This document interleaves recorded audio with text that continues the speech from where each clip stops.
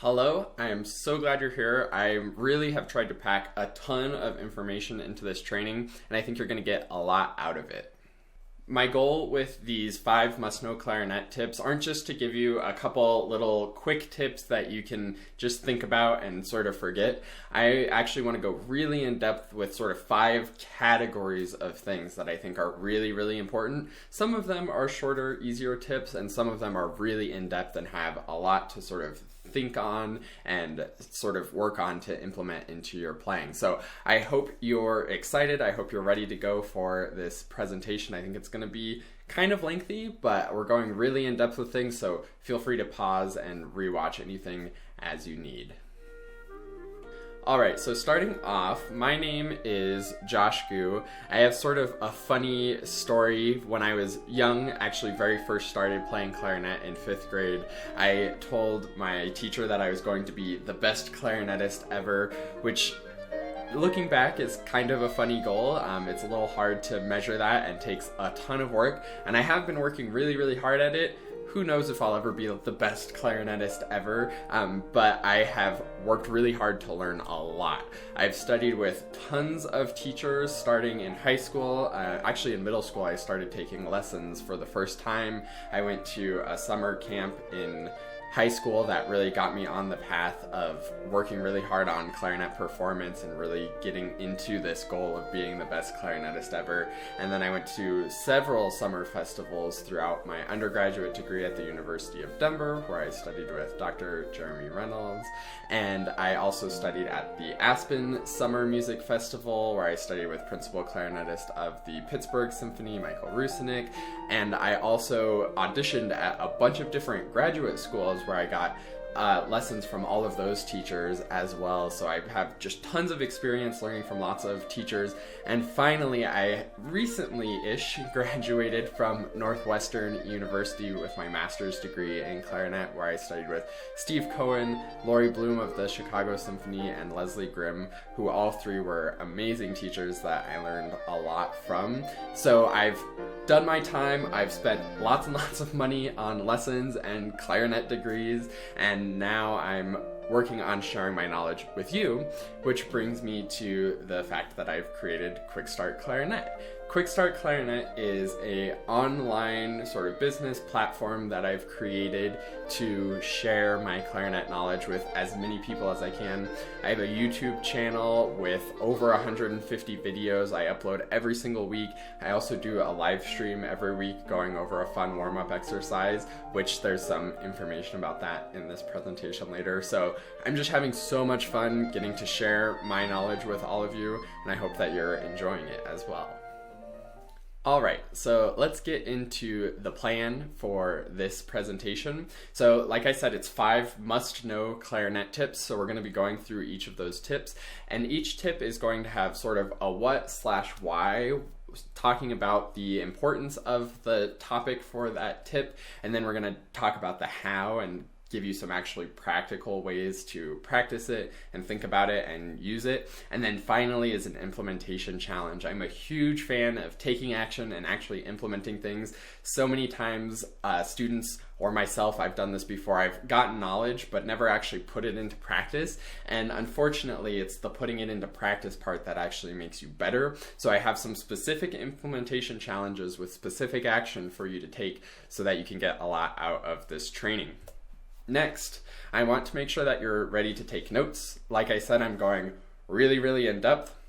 I'm going to go kind of quick, so feel free to pause, maybe have your clarinet ready to go so you can try some things out as I'm talking about them sort of in real time, and feel free to bookmark this page so that you can come back to it in the future. I also emailed you a link to this so that you'll be able to get to this page and rewatch it from your email or by bookmarking this page. And finally, with this extra information stuff, there's some really great links to other videos. Like I mentioned, I have a YouTube channel with well over 150 videos at this point. So I have some links sort of scattered throughout this presentation. They're the red underlined ones that you can go to and watch that. And if you're wondering, well, how do I click on the links in a video? I have a button below this video, the blue button to access the presentation slides, and from there you can click through those links. So if you want to open that up and sort of be following along as we go, that's totally great. But that's where you'll be able to click on those links to get to those extra videos and extra trainings. There's probably a couple hours of extra trainings and videos that I've linked in this presentation, so I hope you get a lot out of those.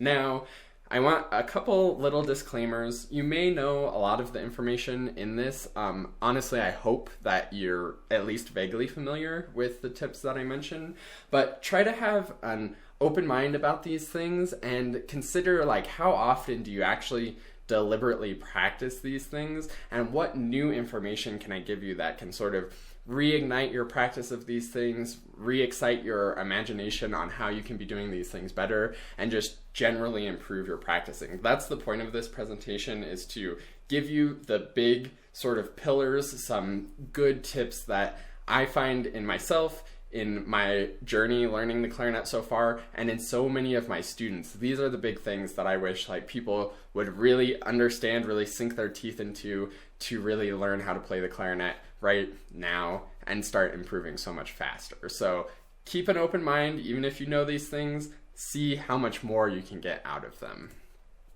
And finally, I am going to be sharing some information about the next generation clarinet method at the end of this. This is sort of my favorite online product that I'm selling right now. It's a complete method to playing the clarinet. So this training is sort of a teaser for that, although this training's going really in depth on a lot of things. I know a lot of sort of webinar type things will have a free training where it talks about some generic stuff, but I'm really going in depth with this training. I'm trying to be a little different than the regular webinar where it says, oh, hey, you can learn how to do all of these things. If you buy my program, you'll get this and this and this and this. And wouldn't that be so awesome? Now I taught you about all the things that you're going to get. Now actually buy it so you can actually get them. This is not one of those kinds of trainings. I'm going to be going ultra in-depth with the 5 tips, giving you exactly what to do, how to do them, and then I'll be very clear when I'm done with that presentation and I'm starting to talk about the next generation clarinet method. And that's just a way to take these things further or go deeper, but the training on its own will have plenty of information to really make a difference in your playing. So I hope you're looking forward to it, and without further ado, let's get into tip number 1. All right, tip number 1 is rhythm. And if you're following along, you'll notice that this is the first red link. So if you're in the actual presentation slides, if you've clicked the blue button below the video to access the slides, then you can actually click this and it'll open my rhythm playlist on my YouTube channel, which has several videos going into this topic and discussing different aspects of rhythm. But first, I want to talk about what rhythm actually is. So to me, rhythm is the absolute most important part of music.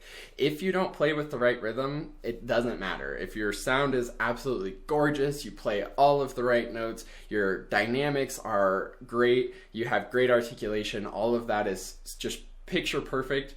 If you're not playing with the right rhythm, it may not even sound like the right piece. If you're playing with other people and you're not playing with the right rhythm, then it can completely destroy a performance. So rhythm truly is the first most important aspect of music. And that's why it's at the top of this how to play rhythm or how to play music. That's how important rhythm is. It could be the how to play rhythm triangle, but this is the how to play music triangle. And the way that I sort of sort this out is these 3 things, the rhythm, the notes, and the style, with style being things like dynamics, articulations, tempos, those kinds of things. That's really all that it takes to play music. Those are all the details. When you see all of the crazy information on the page, all of the ink and the markings, they all sort of fit into one of those categories. And when those categories come together, that's when you get a really, truly musical interpretation that's hopefully accurate to what the composer intended. Now, the other problem with rhythm is it's also by far the most objective part of music. Rhythm is very black and white. It's either right or it's wrong. When you take a sort of orchestral audition, which I've done in the past, the first thing that they're listening for is your rhythm and the quality of your rhythm. And if you're not playing perfectly in time, that's a very easy way for them to eliminate people in the first round because it's black and white. It's either right or it's wrong. And that's why it's so tricky and so important to get, because it is so clear. Things like sound quality, people have different sound qualities. Even very, very great players have different sound qualities. So that's a little bit more subjective. Notes are pretty objective, but even intonation can be sometimes subjective, especially when you're playing on your own or playing within a group even, like how flat should that third be placed? How exactly in tune is it? You can't just look at a tuner and be right or wrong, whereas with rhythm, you look at a metronome, you play with a metronome, and it's either with it and precisely placed or not. And there's almost an infinite level to how precisely placed it can be. Is your eighth note perfectly even right in between the two quarter notes, or is it off by just a tiny bit? So that's what makes rhythm so tricky. But when you play with great rhythm and have the right inflection to everything, it makes a world of difference in how the music comes across. And we'll talk about how to do that in a moment. But I do want to say that rhythm is actually pretty easy to practice. We have metronomes, so you can practice with the metronome and make sure that you're staying completely steady. And you actually don't even need to get the clarinet out to practice rhythm. That's my favorite part about it.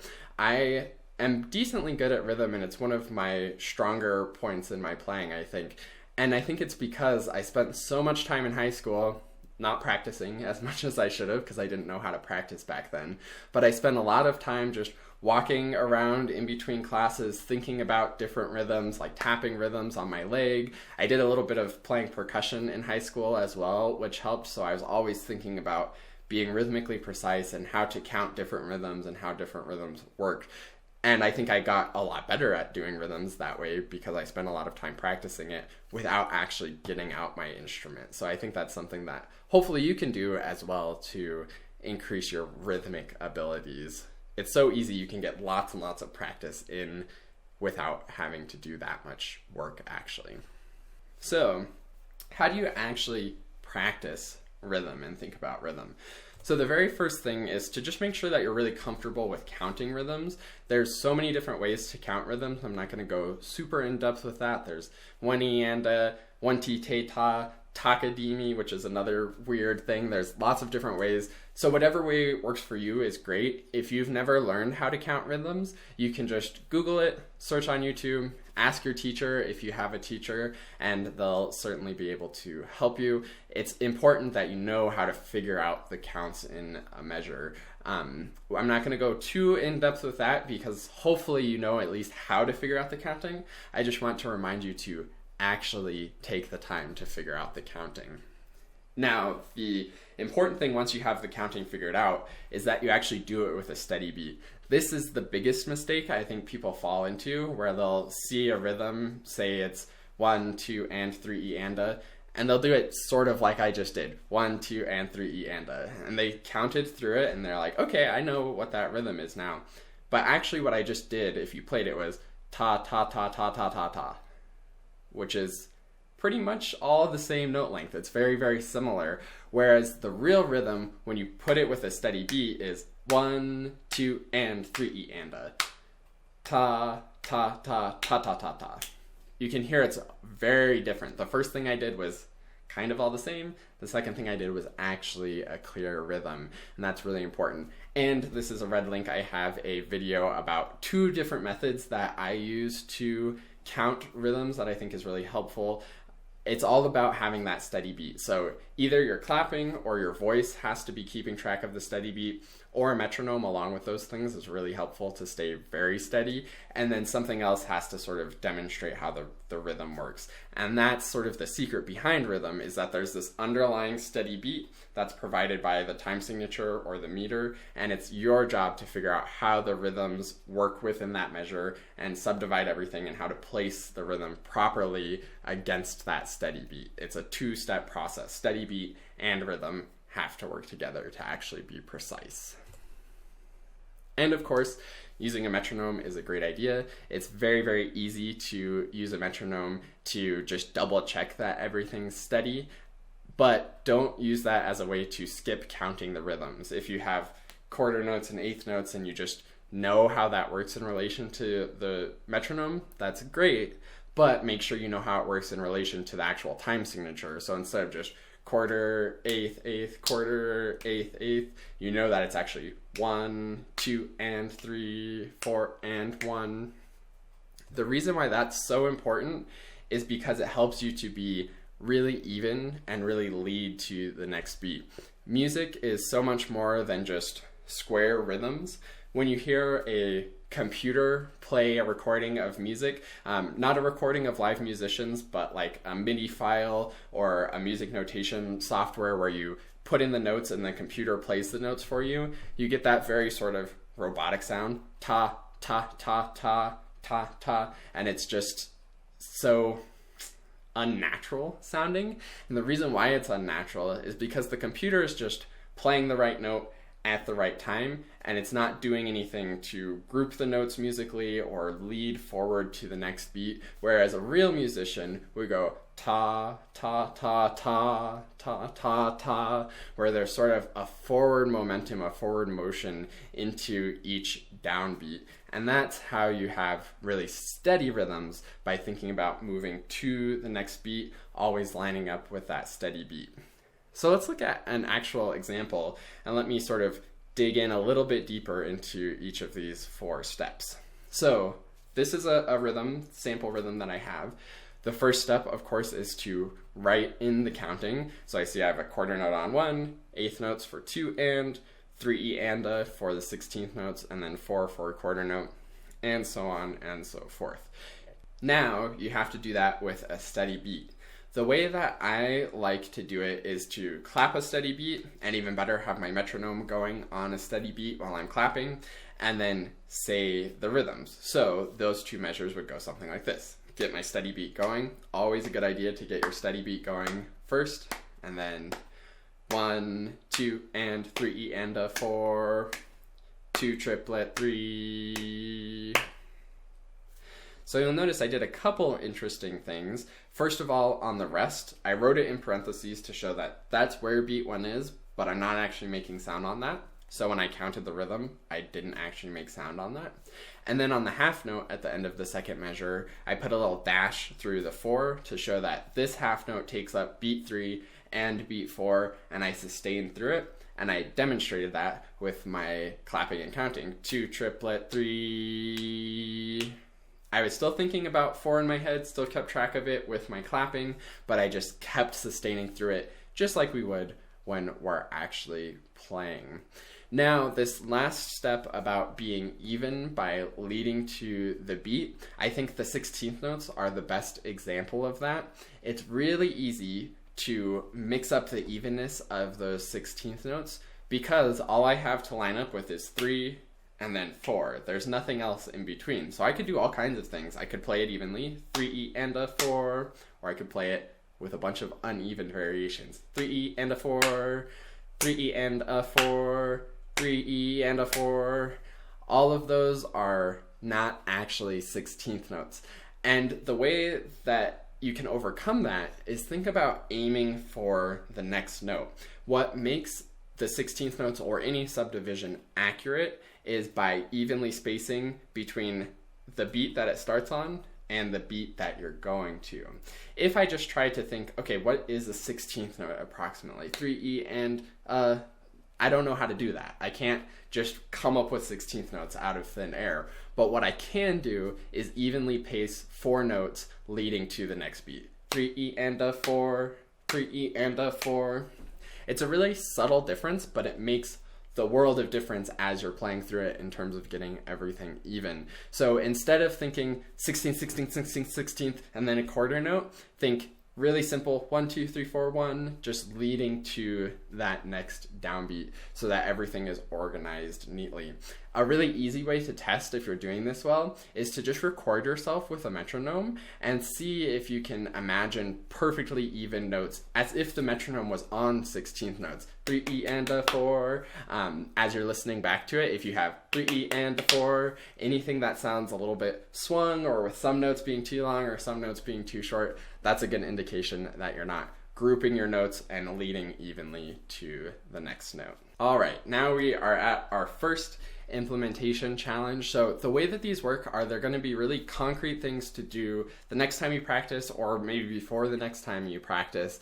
And I want you to actually try this out on your own. So for the next time that you practice, I want you to think about rhythm. And what I want you to do is play with the metronome. The metronome's the best tool. It will immediately tell you if you're not playing with good rhythm, because you'll either have a hard time staying with the metronome or you just won't be with the metronome at all. It's a really good test to see if you're actually playing the right rhythms and playing them steadily. So that's the first thing to do, is play with the metronome. And then I want you to actually count 3 different spots in your music. You could even do this with scales if you're not super confident playing your scales very evenly or with the proper rhythms. Whatever it is that you're practicing, count at least 3 different measures. And I want you to do the whole 4-step process where you write in the counting, clap and count it so you have that steady beat, using a metronome, still as always using a metronome, and then actually thinking about the evenness as well in between the beats and making sure that those are all organized properly and you're always leading forward to the next downbeat so you're meeting the metronome on time every time. Now for tip 2, the fundamentals. So what I mean by fundamentals are actually how you play the clarinet. So the clarinet is part of what we're doing. We're obviously wanting to play the clarinet and learn how to play the clarinet, but we're also playing music too. Rhythm is part of the music, whereas sound quality things are part of the clarinet playing. So all of that counting we just did, like I mentioned, can be done completely without the clarinet, and you can get really good at it actually without getting your clarinet or touching it at all. This tip number 2, talking about the fundamentals, has to do with the actual clarinet playing.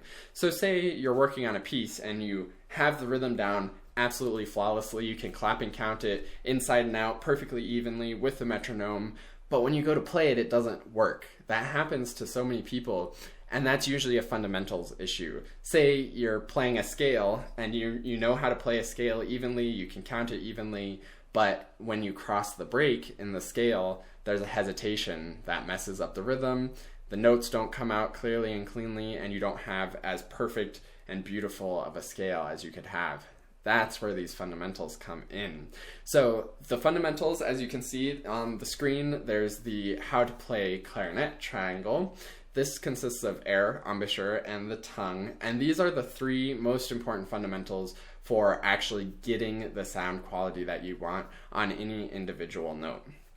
Every single note feels a little bit different for how to play it and how to get it sounding great, and you have to mess with these variables and play with them to get each note to come out precisely on time.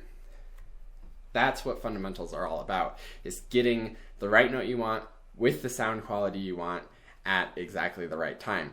There is a little bit to do with your fingers, and that's not one of the included tips, but I'll give you a little bonus tip. If you're still having some squeaks and stuff and you've checked your air, embouchure, and tongue position and make sure that everything's aiming at the note really well, double check with your fingers.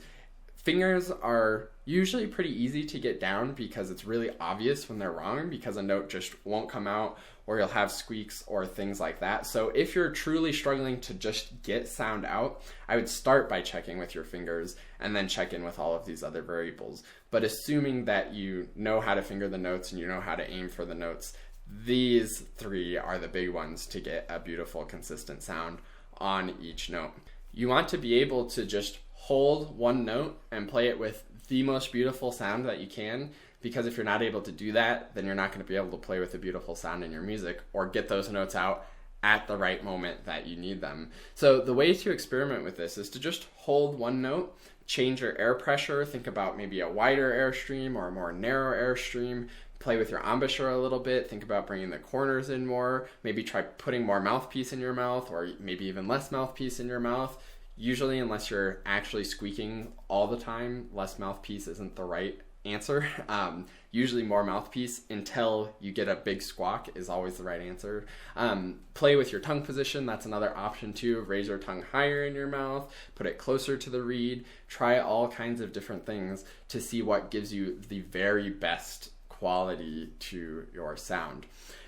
And then finally, the reason why we practice these fundamentals is so that it's all automatic. You want to be playing along in your music and have all of the clarinet playing stuff just automatic muscle memory. If you see in your music that you have to play a pianissimo high B flat, you know how to do that because you practiced it and you know how to play the clarinet well. If you see in your scale that you have to play 16th note chromatic scale, you know your chromatic scale and you can do that automatically.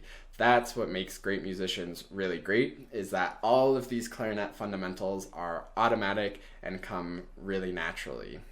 Now, how do we make that happen? That comes down to your warm-up routine and, of course, practicing the fundamentals. I think people often misunderstand warm-ups. Warm-ups have much more to do with learning the fundamentals than actually warming up your body. It has nothing to do with a traditional like exercise warm-up where you want to stretch a little bit, get your blood flowing so that you don't pull anything. Warming up on the clarinet is a very different process. Maybe it has a little bit of that, getting everything going a little bit, seeing how your reeds are working for that day and how to work with your reeds to get your best sound, but that's about it. Beyond that, warming up is all about learning the fundamentals and getting those variables of the air, the embouchure, and the tongue sorted out so that you can get your very best sound on every single note. Like I mentioned already, my favorite place to start is long tones, and that's why the 3-step warm-up starts with long tones. What long tones are, it doesn't matter at all what notes you play, but what it is playing notes for a nice long time with the goal of finding your very best sound. So long tones is sort of what I was talking about before with just holding a note, checking in with your air and embouchure and tongue position and seeing how to get that sounding great, and then going on to another note and working on getting that sounding great.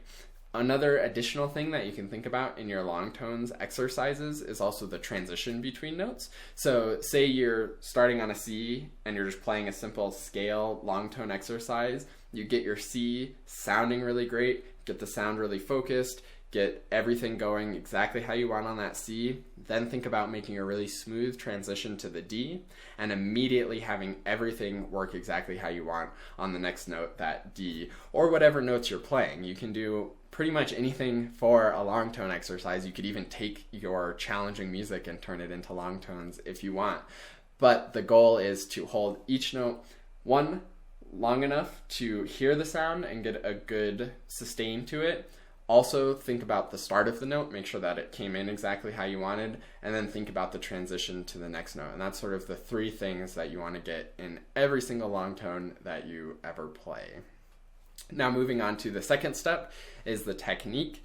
Technique is where we start to get more into the fingers that I mentioned a little bit earlier. So long tones, you have that sound developed, you can sound great on each individual note, and you can transition between notes well. Technique is about taking that transition and that great sound and applying it to more notes and moving a little bit more quickly.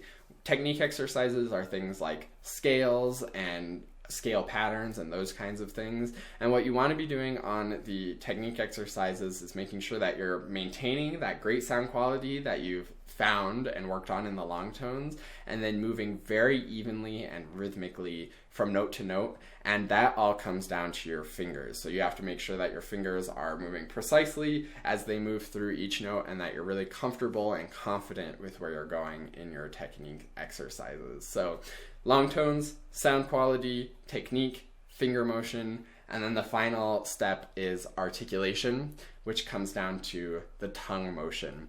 Just like the technique exercises, we want to make sure that you're maintaining that good sound from the long tones, but now you're moving your tongue and stopping the vibrations of the reed to create articulation. With articulation, you want it to sound truly like long tones, but as if you took your long tone and just cut it up with a very sharp knife that's very clear. Nothing else changes. There's no changes in the air, there's no changes in the embouchure. You don't want any weird note shapes where it's sort of fwa, fwa. You just want T, T, T, super clear slices of long tone type sound. And that's true even if you're playing extremely staccato with lots of space in between. That short staccato note should still be a clear, beautiful long tone sound. It's just a short long tone. So that's the 3-step warm-up. I have lots more information in your implementation challenge, which I'll get to in a second. But I want you to stop and think and consider if there's ever anything in your music that you have to do that doesn't fall down to one of these things. No matter how difficult the music is that we're playing, all we're doing is making a good sound, moving our fingers to the notes, and then shaping the articulation that we want with our tongue. So if you can master each of these 3 steps, then you'll be able to play any music that you need to. And that's why I practice a 3-step warm-up every single time I practice, because these are the true fundamentals of playing the clarinet that you need to be able to play any music that you encounter successfully. So for your implementation challenge, what I want you to do is actually watch the following videos. Again, click the blue button to access the slides, and then you'll be able to click through these red links. These are some sort of back to basics weekly warm-ups that I did. Like I mentioned on my YouTube channel, I do a warm-up exercise every single week, and in these 3 that I marked, I went even more in depth on how to do these and actually have a playing demonstration. So if you want to hear me play these kinds of exercises, then you can check that out and hear the demonstration there, as well as even more in-depth explanation. Then after you've watched those and you have a really crystal clear idea of how to do long tones, technique, and articulation exercises, I want you to do an actual 3-step warm-up next time you practice. Now you may have warm-up exercises that you're used to doing, whether it's been in your band that you've done these exercises. Surely you've probably played a scale before in your life, and scale counts as a technique exercise. And in fact, after you watch the long tone technique and articulation videos that are linked there, you'll actually see how a simple scale, even just 5 notes of a scale, can be adapted into each of these different exercises, because it doesn't matter what you're playing so much on your warm-up. What matters is how you're playing it, making sure that you're getting the sound quality, finger motion, and tongue motion out of those 3 steps of the warm-up. But also, like I said, I do a live weekly warm-up every single week on my YouTube channel, so you can click that link for some warm-up exercises. There's many videos in there, and you can just go through and see some long tone exercises, some techniques, some articulation. Go through there, grab some for your warm-up, and do a 3-step warm-up the next time that you practice. And finally, that brings us to tip number 3, which is musicianship.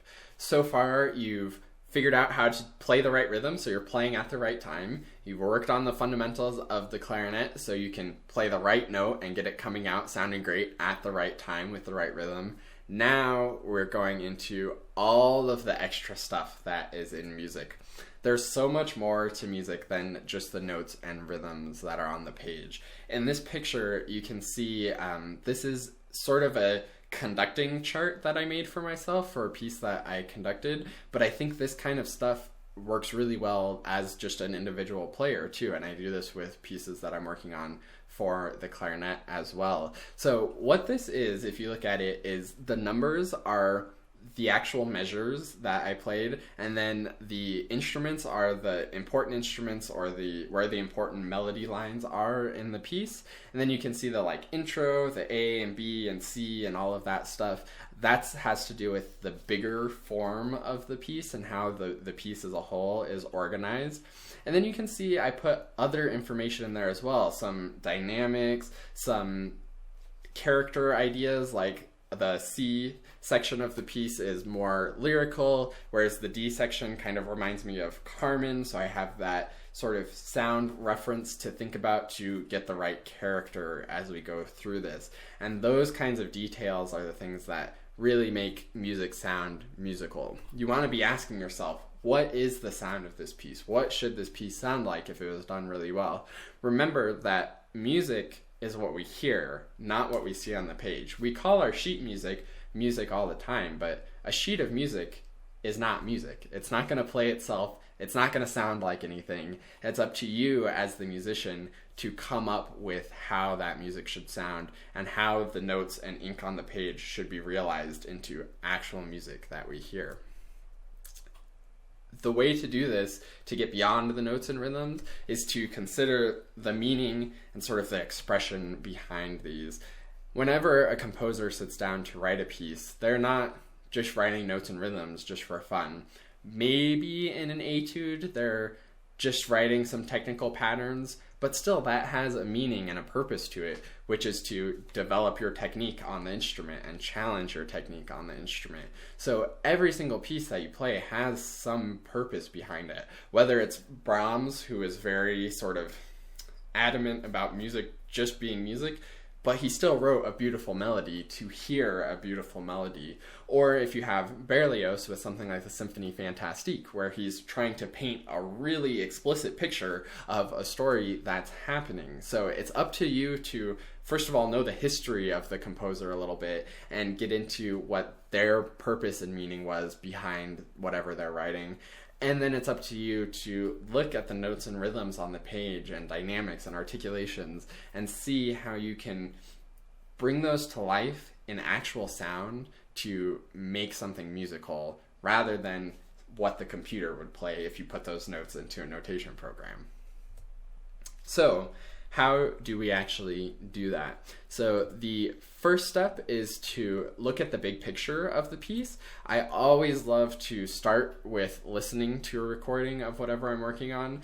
By listening to it, you get exposure to what at least somebody else thought this should sound like. And there's so many different interpretations, so it's great to listen to many different recordings and get different ideas. Sometimes you might hear a recording and be like, I'm not really sure how they came up with that based on the information on the page, but that's an interesting interpretation. Or you might hear a recording that's just absolutely spot on and seems as if the composer was conducting it themselves, and sometimes you can find recordings of that, or even as if it was what was playing in the composer's head, because it seems exactly spot on with what's on the page.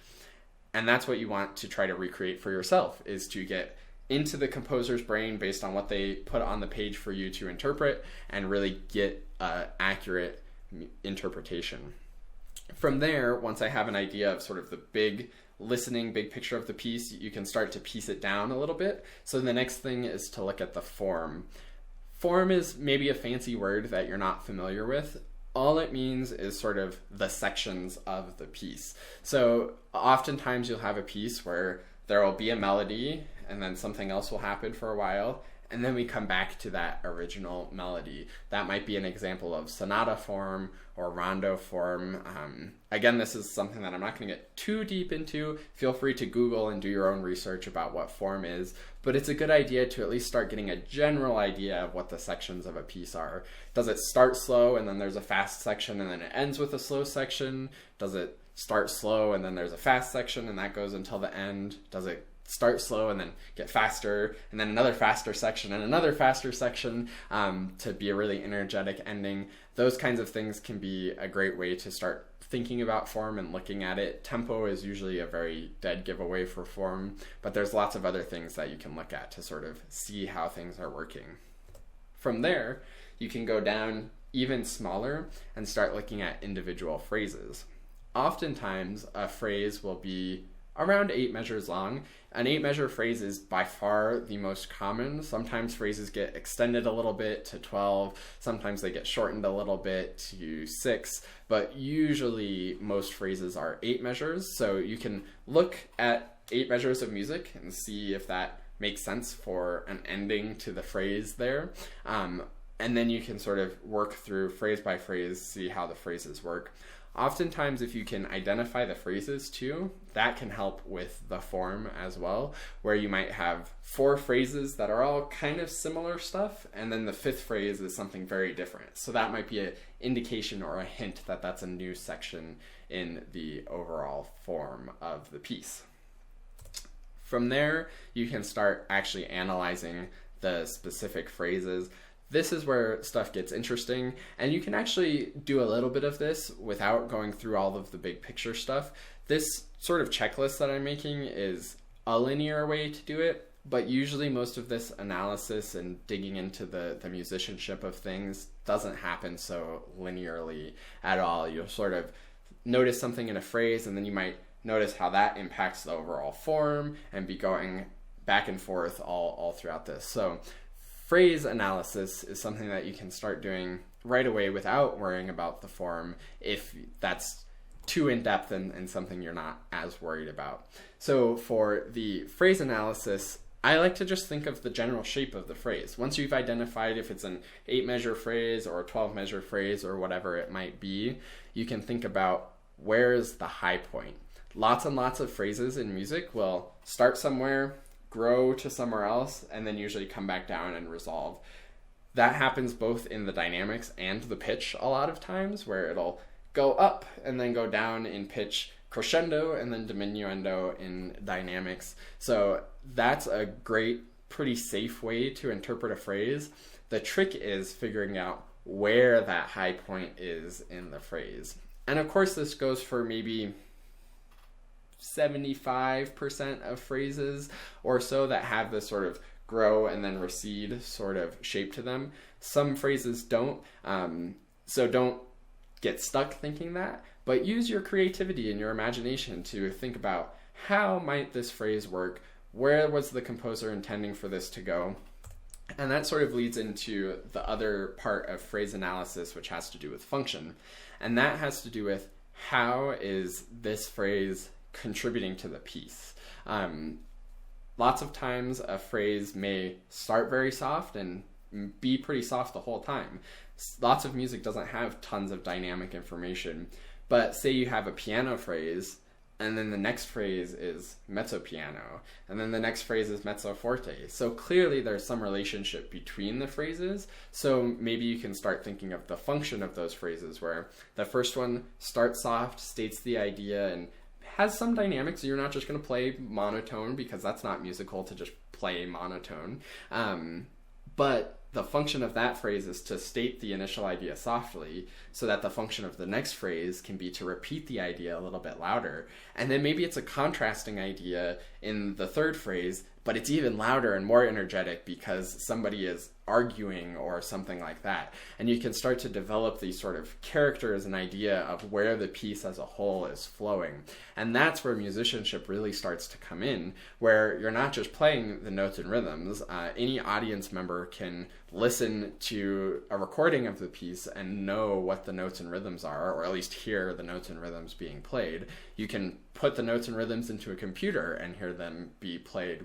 But you, as the musician, gets to decide what journey you're taking the audience on as you lead from phrase to phrase, and even as you lead from beat to beat with our good rhythmic groupings that I talked about earlier.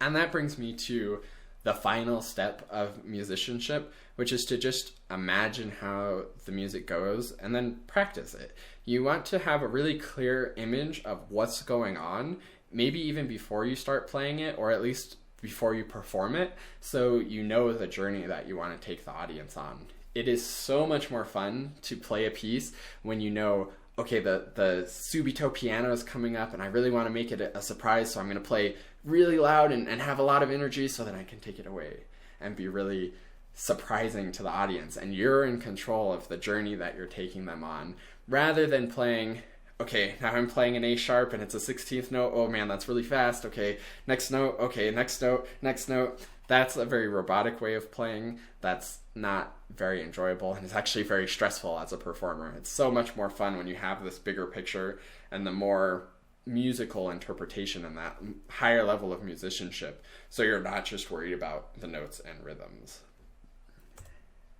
And finally, I have a little bit of a bonus tip for you, that this imagination part is something that very few people do. I personally didn't really start doing it until the end of my undergrad, or maybe even sometime in my master's degree, but it's really, really fun and really beneficial. So the better you can imagine how the piece goes, not only the better musician you'll be because you're making more musical decisions and putting more musicianship into the piece, but actually the better player you'll be as well. Because if you hear a piece and you hear it with beautiful, crisp, light staccato, nice and soft, bouncing along at a pretty fast tempo, it's going to bother you when your staccato isn't as crisp. And it's going to bother you when you aren't able to go as fast as you want it to go. It's going to bother you when you're playing louder than it should be. And it'll force you to practice to get closer to the actual interpretation that you've imagined.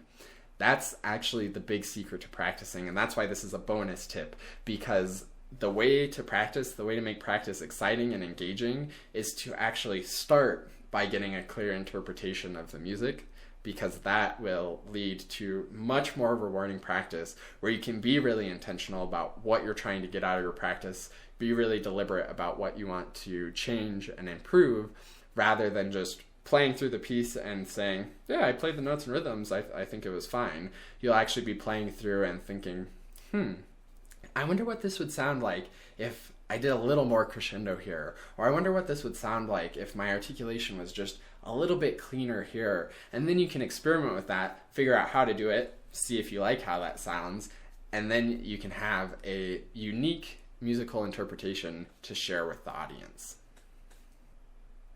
Now I have a fun implementation challenge for you on this one. The next time you practice, I want you to consider one or more or all of these questions here. So first is, what is the form of the piece, which we talked about how to sort of start thinking about that a little bit. Again, this doesn't have to go super in depth. You don't have to identify that it's a sonata form or anything like that, but you can see like, oh, hey, this melody was where I started with, so that's interesting that the melody is coming back. And then you can play it like that too. You can bring that melody back in the same way, or maybe you can change it up a little bit. You can start making decisions once you know that that's a same melody coming back and is part of the form. I want you to ask where the phrases are.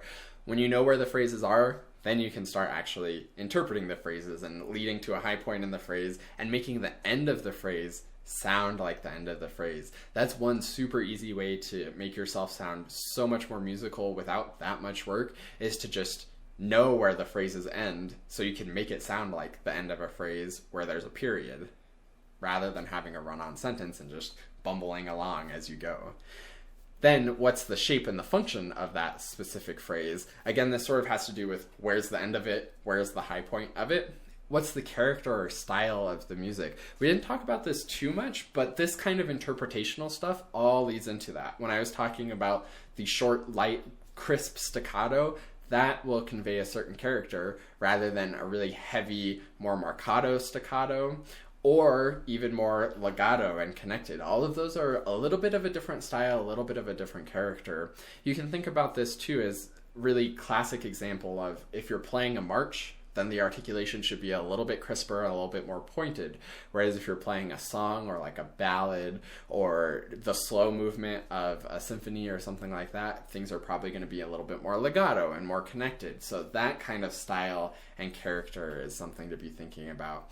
This also ties in a little bit to the history of the piece too, whereas if you're playing Stravinsky, the staccato is going to be a little bit different than if you're playing Beethoven. So you want to have that familiarity with the context and the historical context of the piece as well.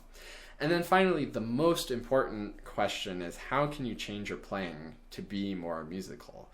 Musicianship is great. It's great to analyze the piece and know what it should sound like, or analyze the piece and know that it's sonata form, or know that it was written in 1862. But what is that actually going to do for your playing? How are you going to change the way that you play the piece to convey that information to the audience? Of course, you can't actually convey that it was written in 1862 to the audience, but you can convey that it was written with that late romantic style of a piece in 1862, and it can have that good expression and different kind of tone quality even to it compared to something that might be written in a different time period. So the more information that you can know and the more you can incorporate that information into how you're playing, that's what will take your musicianship to the next level. All right, tip number 4, we are moving right along. This one will be a little bit less complicated than the musicianship, but I think it might even be more powerful for you. So, slowing down. Literally, what I mean is go slower. Practice with a metronome, because you should be for rhythm's sake anyways, and just turn the metronome down, slower, like a lot slower. It's okay to go ridiculously slow as long as you're going steady.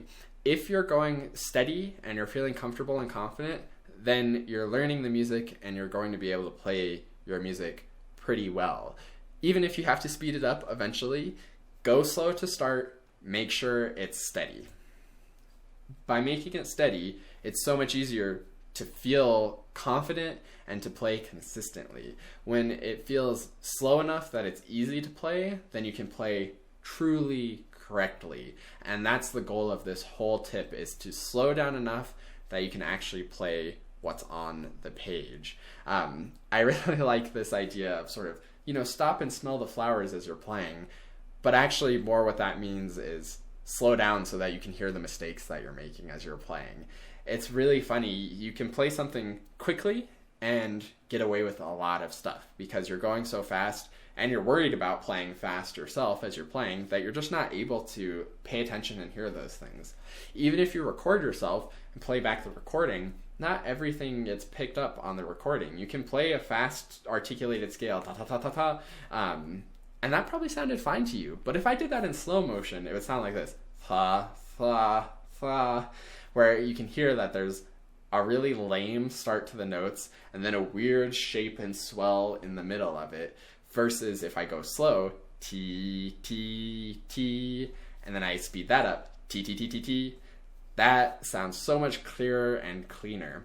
If you ever are listening to a recording of yourself or playing something fast and you're like, I'm playing the right notes and rhythms, but it just kind of sounds a little sloppy or a little dirty, go slower.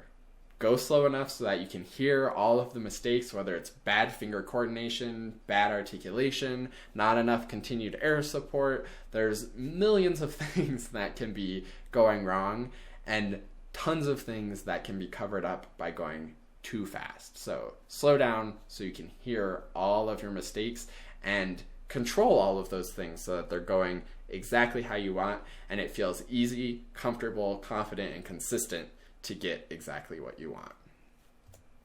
Now, how to do this is pretty obvious. I sort of already mentioned it, is to first use a metronome because that's really important, and then just turn it down. Just go slower. If you normally go at 100, go down to 90 or 80 or 60 even. There's no shame in going slow. Honestly, going slow will get so much better results and allow you to clean things up more than anything. And keep it down. Don't just go slow once and say, oh yeah, I heard some things and I fixed them. I did it twice going slow. The first time I definitely noticed some mistakes that I was making, and the second time I did it better. So now I'm going to go back to going fast. Don't do that. Just stay slow. Do it many times slow so that you get really comfortable.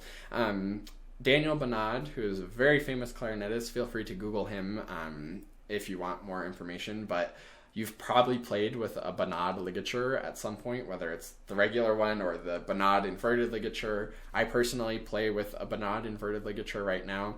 So he was a great, famous clarinetist, and he had this practice method where he would do 9 times at half tempo and 1 time at full tempo.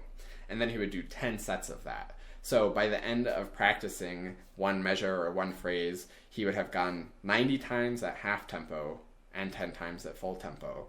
And I think that's a great way to practice. I think that's a really smart thing to do. So just keep the tempo down, and then you can gradually increase it. Yes, we do have to play fast music. It's a fact of life, and it's fun to play fast music when it's really clear and clean. It can be really energizing and exciting, but it can be really nerve-wracking and stressful if you're not super confident about how to play it. And the way you develop that confidence is by going slow and keeping it slow and doing lots of repetitions slowly, and then lots of repetitions a little bit faster, and then lots of repetitions a little bit faster and faster and faster and faster until you reach that goal tempo. Because if you can do every tempo in between comfortably and confidently, then that end tempo is going to be no problem. Now, another bonus tip that I wasn't planning on including, but I couldn't resist it, I just popped into my head, is that it seems like this is going to take a ton of time to play your music extremely slow many times and then gradually speed it up. It doesn't actually take that much time because there's not that much in your music that is uncomfortably fast that you need to put a lot of effort into speeding it up. Probably 80 to 90% of music you can get away with just going slow, still go slow, to clean up everything and make sure that you're hearing all of the details and getting it how you want. And usually it's only 2 or 3 jumps up to the full tempo, because if you're playing a piece that's, say, 120 beats per minute, and it's mostly quarter notes and half notes, you could probably go down to 100 and hear all the details you need, bump up to 110, 120, you're good to go. It's easy. Now, say you have 16th notes at 120, that's going to be more of an issue. But you can clean those up by going half tempo and then 60 beats per minute, 70 beats per minute, 80 beats per minute, 84 beats per minute, 86 beats per minute, 90 beats per minute. You might have to do smaller increments as you get closer and closer to the end tempo. But I bet you don't have that many 16th notes in your music. If it's a piece at 120 beats per minute, maybe it's 5 measures of 16th notes, maybe 15 measures of 16th notes, but it's not really going to be that much. You don't have to do that for the whole notes. You don't have to go half tempo on whole notes to clean them up, and you don't have to go up 2 beats per minute on the metronome at a time when it's just whole notes. You can do a little bit bigger intervals. It's really only for the fastest, most technically demanding stuff that you need to really slowly, gradually increase it so that you're maintaining the comfort as you go. For other stuff, you can speed it up much faster. So isolating just the fastest, hardest parts will take a little while to get them, but it's so worth it when you're really able to play it at tempo and be really in control, rather than flailing, being freaked out that you're going to miss a note, and that it sounds sort of like you're freaked out that you're going to miss a note and it's really unclean. So go slow, just turn the metronome down, stay slow, and you'll be in good shape for all of your music. So for the implementation challenge for this is exactly what you would expect. It's just go slow. Next time you practice, say you're practicing a piece that is at 120 beats per minute and you've been practicing it with your metronome because you're good and focused on rhythm. Just go down to 110 and see how that feels there and see what mistakes that you might hear. And if at 110 you start noticing mistakes but you're not able to comfortably fix them, then just keep going slower. The goal is to go slow enough that you can play perfectly steady and confident with the metronome, no hesitation or second guessing or that little bit of anxiety where you're like, oh, is my finger going to land on the right note next? Okay, it did. Don't have that. Go slow enough that there's none of that, so that it feels truly easy, and so that you can hear the quality of every single note and every single interval between the notes, getting the articulations, dynamics, sound quality, all that good stuff that we talked about already in the fundamentals and the musicianship thing. So go slow. Next time you practice, think about this and deliberately, intentionally go slower than you normally go. And now for our final tip is to plan your practicing and have a practice plan. So I have to admit, this is probably the one that I personally am the worst at, and I think it's very common. So many people have heard that you should make a practice plan so you know what to do in your practicing, and you should have things scheduled out and organized, and there's so many people that don't do it. And this is just your reminder that if you really want to be the best clarinetist that you can be, I highly encourage you to have a practice plan and to stick to it. So what you need in your plan is have to know what to be working on, what pieces you're working on, what fundamental exercises you want to be doing, what warm-ups you want to be doing. This is pretty self-explanatory. Most people sort of know what they need to do, but my challenge for you is to go more in-depth and get more specific. Instead of saying like, okay, today I need to practice the Mozart Concerto, today I need to practice Stars and Stripes because I'm playing that in band, or whatever it may be, I want you to be more specific and say, I need to work on these specific measures. This is the fast bit that I need to slow down and gradually speed up on, so that's what I need to practice. That one measure, that one interval, that one phrase, whatever it may be. Be as specific as you can about what you're focusing on. Then plan when you will do it. This is, again, something that most people probably think about when they think of a practice plan, is having some schedule or some routine for when to practice. And of course, that's imperative. You're not going to get better unless you actually practice. My favorite way to plan practicing is to treat it like a true appointment or a meeting and have a specific time throughout your week or each day that is sort of your sacred practice time. It doesn't have to be the same time every single day, but treat it as a true appointment. You wouldn't not go to your math class that happens at 12:45 every day, or you wouldn't not go to a doctor's appointment you made. You wouldn't not go to a work meeting that happens every Monday morning or whatever. Make your practicing the same way. You practice at 3 p.m. every day. That's your practice time. It's an appointment or a class, just like anything else that you would keep very strictly. That's the best way to practice reliably. When you practice every day, it starts to become a routine and a habit, and then you can do it. But if it's not scheduled, then it's too easy to think, oh, I have some free time. Maybe I'll practice now.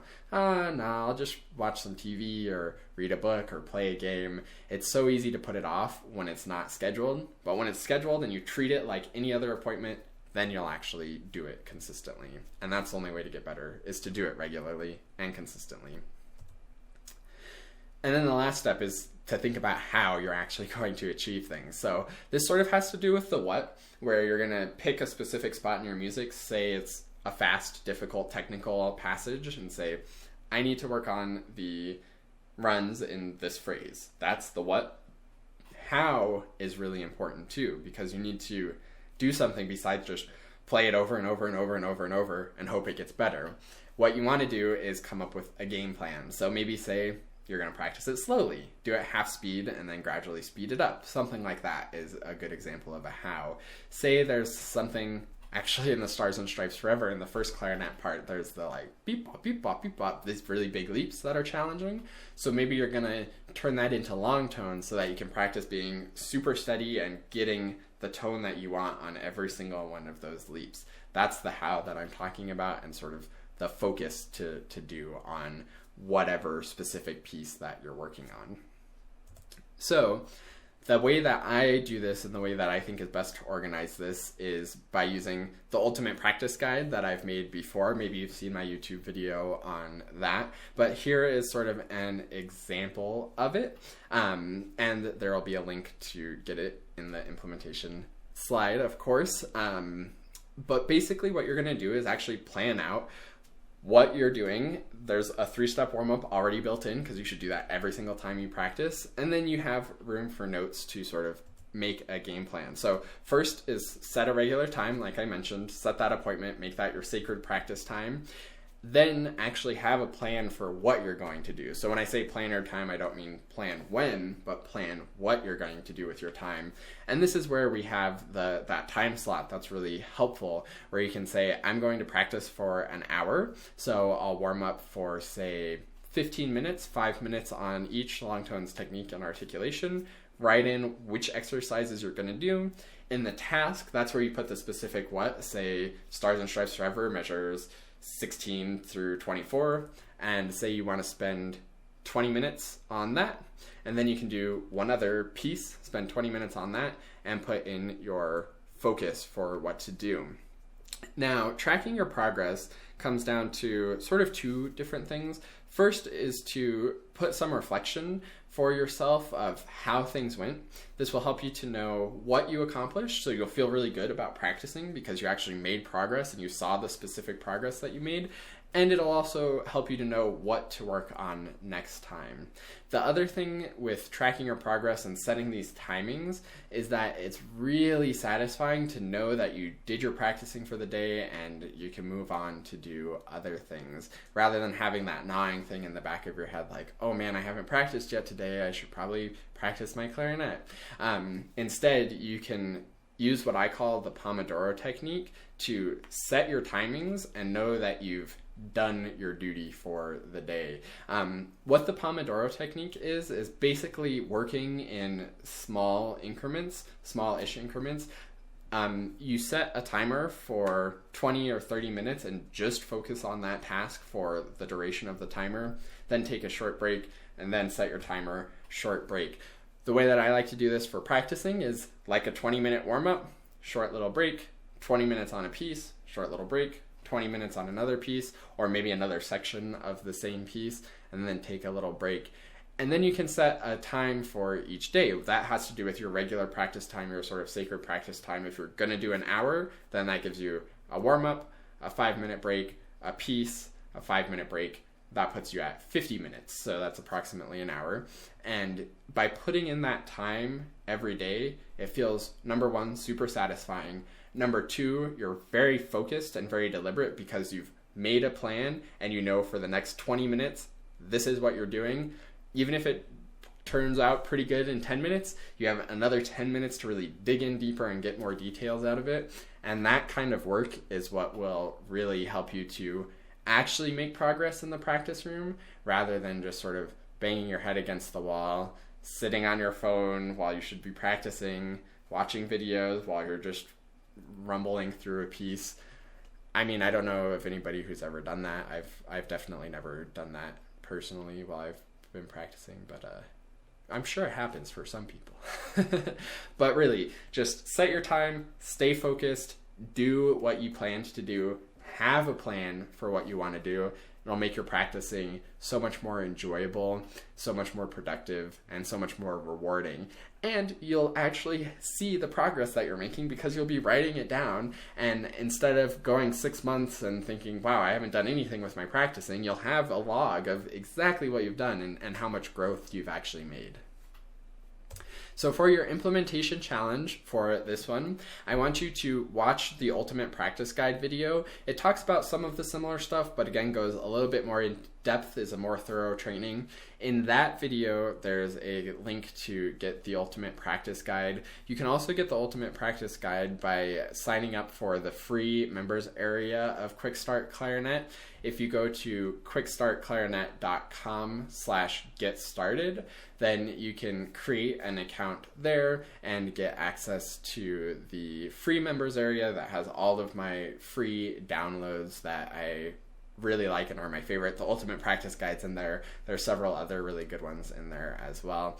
And that will give you actually a piece of paper to plan it. You don't have to download the Ultimate Practice Guide either. You can have your own practice journal if you have something like that that's been working for you. Or you can use something like the Modacity app, which is great for organizing your practicing and using while you actually practice too. The key thing though is to just make sure that you're coming up with when, and you have a dedicated time for when to practice, that you're putting what you want to practice and how you're going to practice it for a specific amount of time so that you can stay focused for that amount of time, and that you're doing some reflecting. The reflecting is really the fun part where you get to track how things are going and help you to plan what's coming up in the future. And then stick to it. It's so easy to have a practice journal for a while or keep your practicing organized for 1 or 2 sessions, but just keep doing it.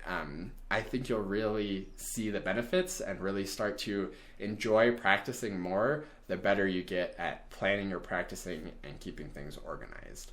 So what's next? This sort of has to do with what's next in this presentation, but first I want to ask, what's next for your clarinet journey?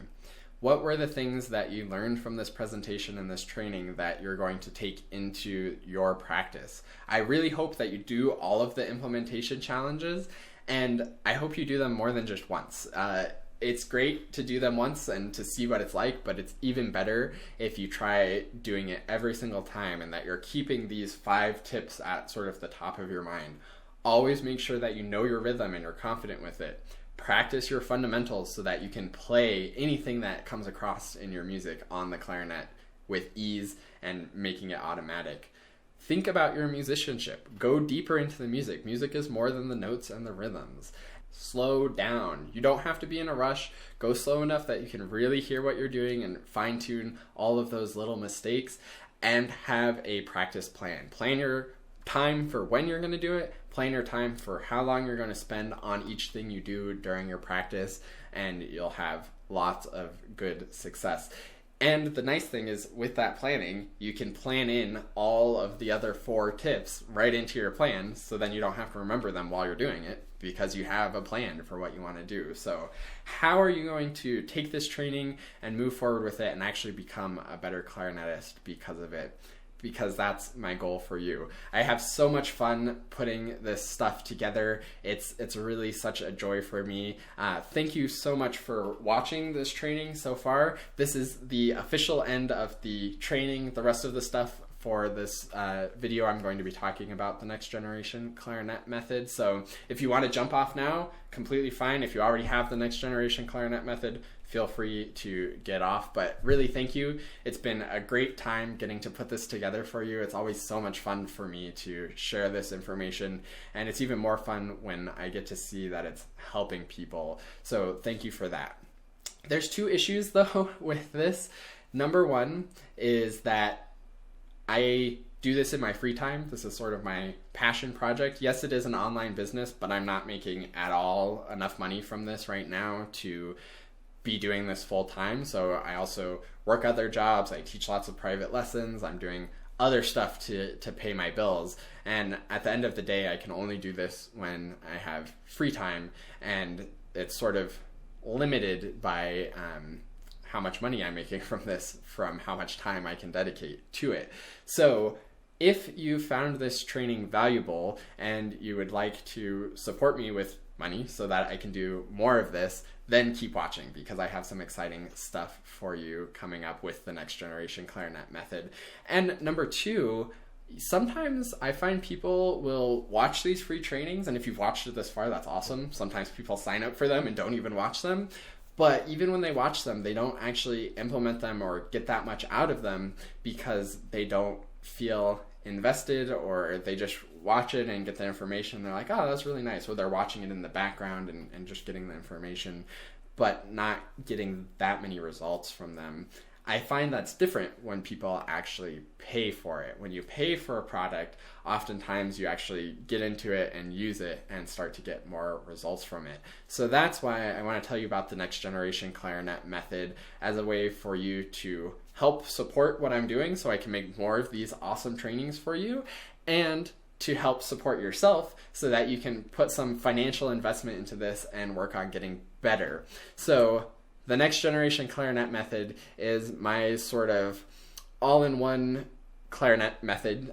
It's an online program, but it consists of a bunch of stuff that I will tell you about.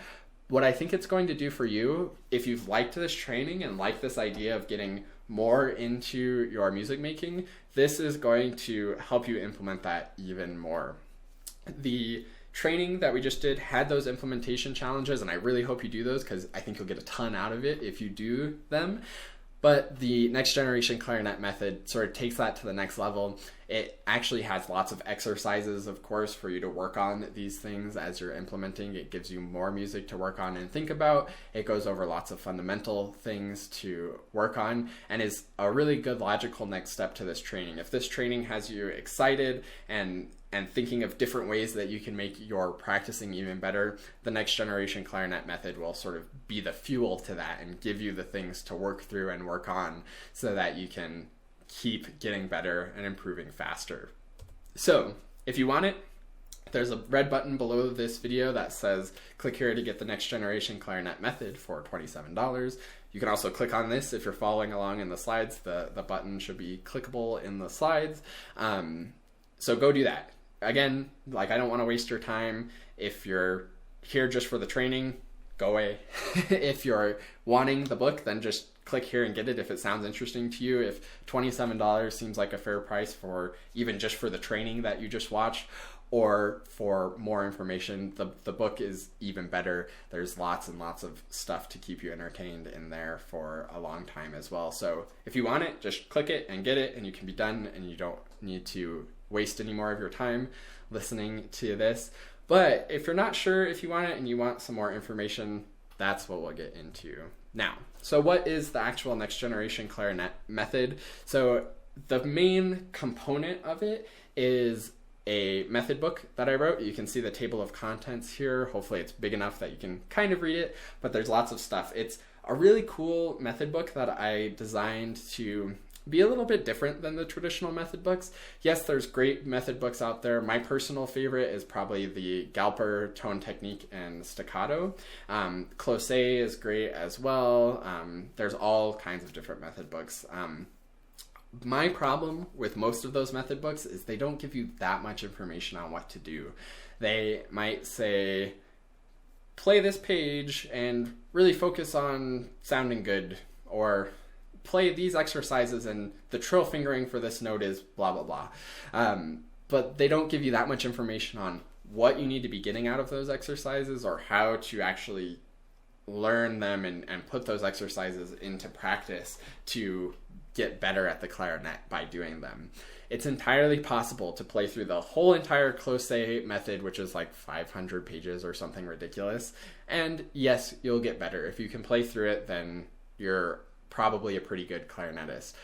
But you can get so much more out of it if you know exactly what you should be doing and what you should be getting out of the exercises. It's possible to play very sloppily through. I could sight read through the book right now and not be a much better clarinetist, just be really tired.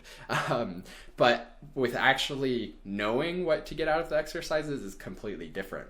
It's sort of the difference between playing 500 pages of a method book versus playing one exercise out of it 500 times. That's sort of what I'm trying to get at here, is teaching you how to play just one exercise 500 times so that you really get what you need to get out of it rather than just running through it. The book, I've sold just the book on its own for $27 in the past, but I've added some new additions to the Next Generation Clarinet method to sort of make it more than just the method book on its own. So the other thing that I have is these level-specific timelines, and I think these will be really helpful, especially if you're excited about planning your practicing, or maybe if you're not so excited about planning your practicing.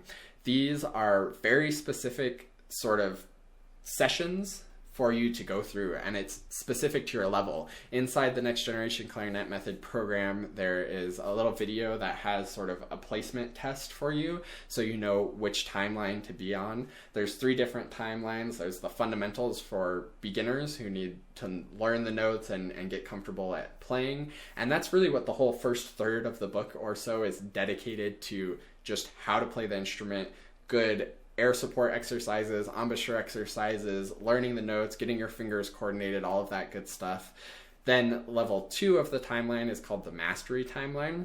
This really dives deep into the second third of the book, which is all about mastering the fundamentals, doing the 3-step warm-up exercises and getting really good at those. And then the third timeline is for the most advanced players, and that's the application timeline, which deals with the last third of the book, which is actual musical examples and some short clarinet studies that have lots of really challenging technical things in them, and also starts getting you to think about musicianship and musicality and how to get into that.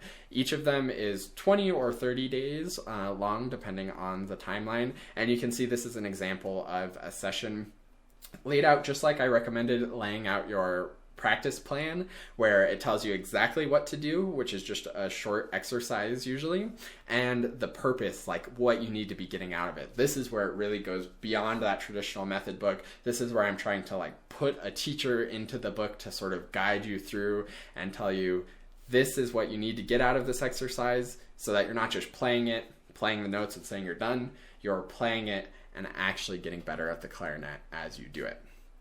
I would value these at like $20 for the 3 different timelines. It's hard to put a value on this because I've never sold it independently on its own, but just so you have an idea of what you're getting.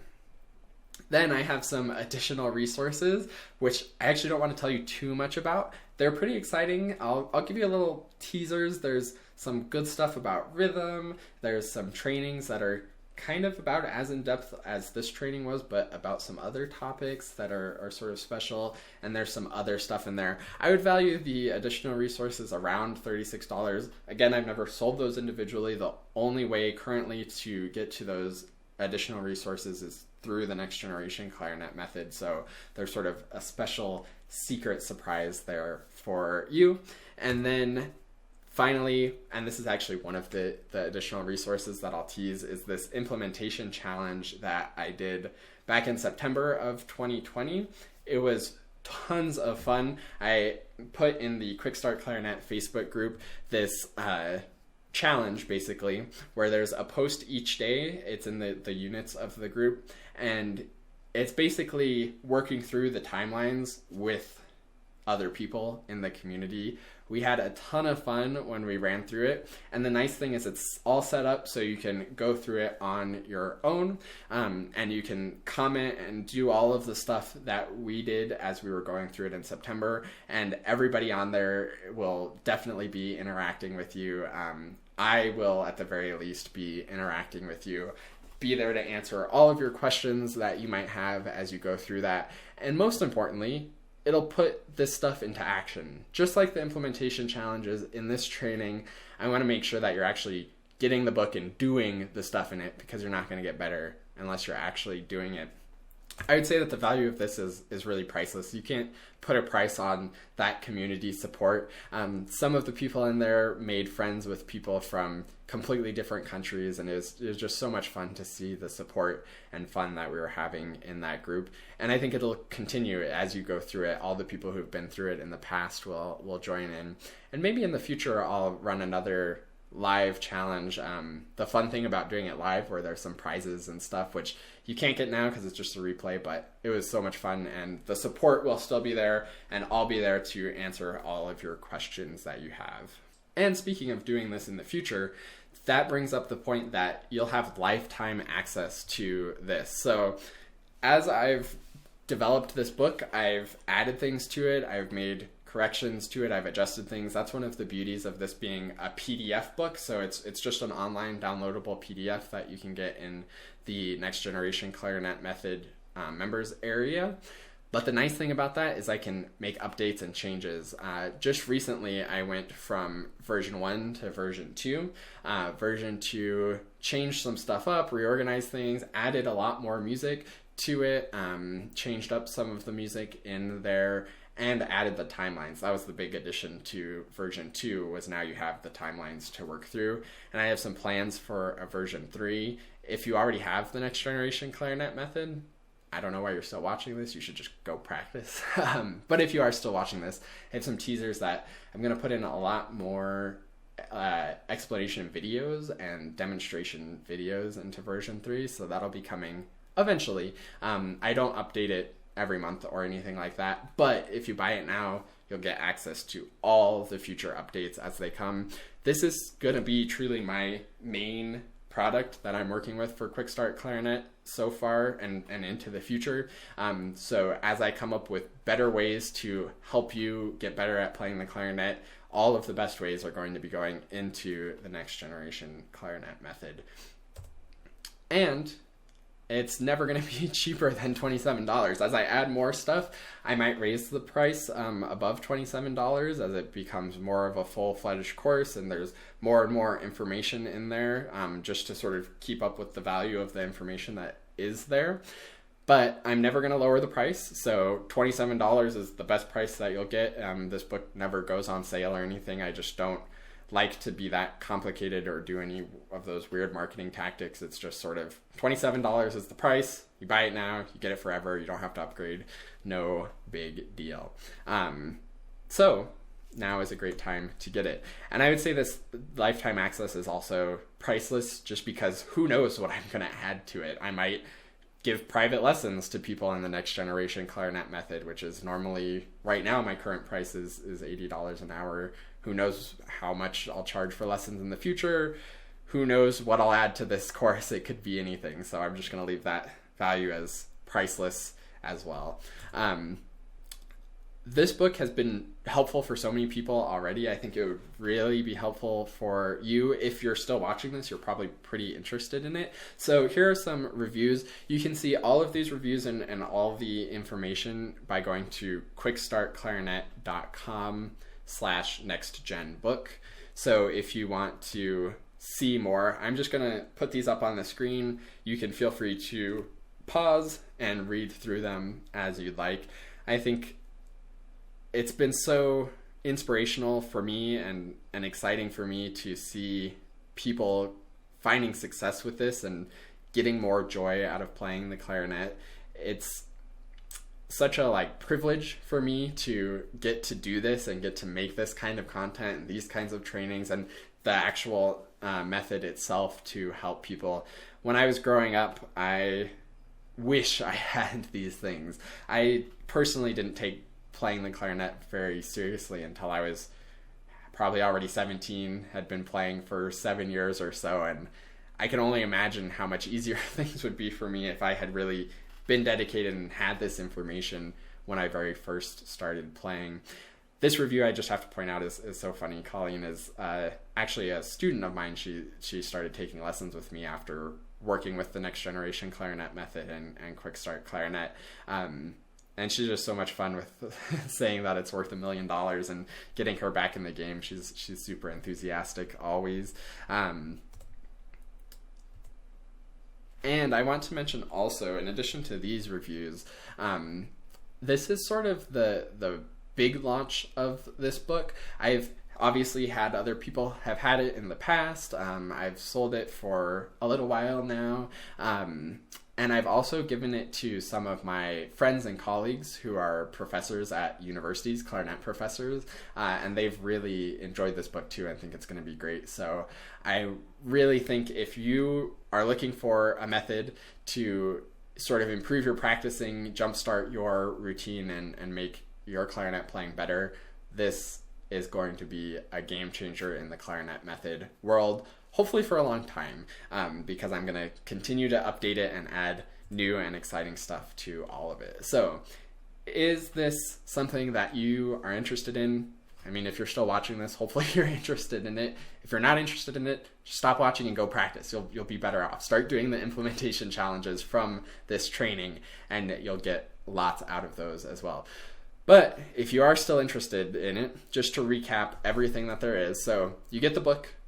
I've sold in the past just the book on its own for $27. You get the timelines, I would say about $20. Who knows how much those are worth, but it's 20 to 30 days of actual step-by-step practice. And if you start on the fundamentals timeline, or even any of them, you can actually go through all of them. So that would add up to a total of 70 days of specific practice for exactly what to do. Then the additional resources, about $36. There's some stuff in there that gets you a little bit of savings, so I included that as a specific dollar number to help with that too, and some other trainings and things like that. Then the actual implementation challenge on Facebook and lifetime access. So I would say all of that adds up to around $83 plus. I could very easily see me selling the next generation clarinet method for even $97 in the future as I add what I'm planning to add for version 3. Who knows if I will sell it for that much in the future. I haven't planned quite that far ahead yet, but I do know that right now you can get it for $27. I do know I'm never going to put it on sale for less than $27.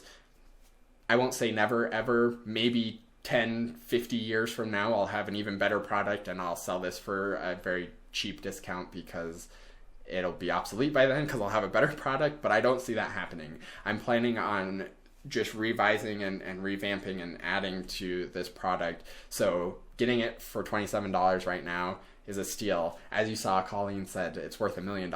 So $27 seems like a pretty good price. So if you're interested in that, if this training has been worth $27 for you already and you want to support me that way, that would be fantastic.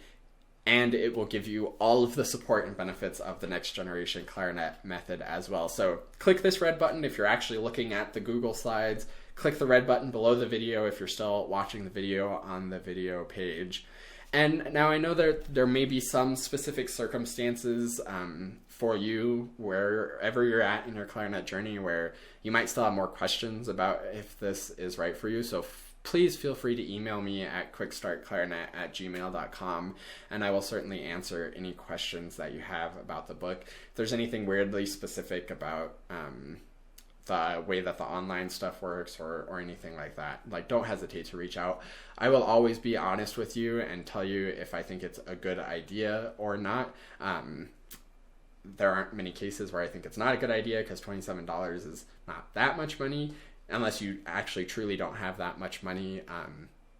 But for the most part, I think that this is a good deal. But if there's anything about your specific situation where I think that this wouldn't be beneficial for you, I will definitely let you know. So if you have any further questions or are on the fence, just send me an email at quickstartclarinet@gmail.com and I will help you figure out if this is a good idea for you or not. Thank you so much for watching this. Below there's the blue button to get the slides, so you can click on all the links to all the extra videos. There's the red button to get the next generation clarinet method, and there's comments below that. So feel free to leave a comment with any questions that you have about anything specifically I went over in this training. If you want more ideas or have questions about how to do any of the tips or how to actually implement them, or questions about the implementation challenges, or if you want to celebrate that you've completed the implementation challenges, I would absolutely love to see that. It makes my day to see that people are getting results and making progress from these trainings that I'm putting together. And if you want to share this training with any of your clarinet playing friends or colleagues who you think would benefit from these 5 must-know clarinet tips, then send them to quickstartclarinet.com/training. Thank you so much for watching this. I can't wait to see what kind of results the training gets for you. And if you get the next generation clarinet method, I can't wait to see what kind of results that gets for you. And I really hope to see you in the Facebook training. There's more information about that in the actual next generation clarinet method program as well. So thank you for being here. Thank you for watching this. If you're sharing this or buying the book, I so much appreciate that. Like I said, this is so much fun for me, and the more support that I get from all of you just helps me to do even more of this and make more trainings for you. So again, thank you so very much for watching this and tuning into this training. I wish you the very best of luck in your clarinet journey.